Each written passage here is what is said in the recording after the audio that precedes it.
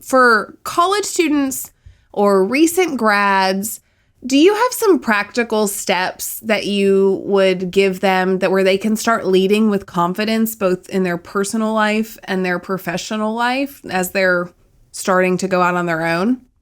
Yeah, I think, one of the things that I see across the board with people is getting really clear on what your values are as a person and as a leader. Mm-hmm. And I think this is so important because sometimes when I do this values exercise with people, I give them a list of like 120 values. Mm-hmm. And I'm like, cool, so which one of these is you?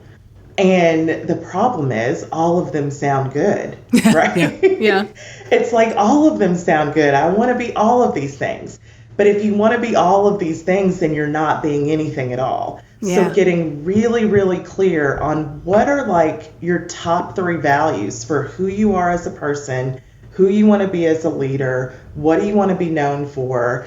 Define those values for yourself. So I always say, if fierce is one of my values, do I mean fierce like Beyonce and Sasha Fierce? Yes. Or do I mean fierce like Ruth Bader Ginsburg? Oh, right? Yeah, fair. Okay. Also, yes. Right. And so you really have to decide for yourself, what are the values that I have?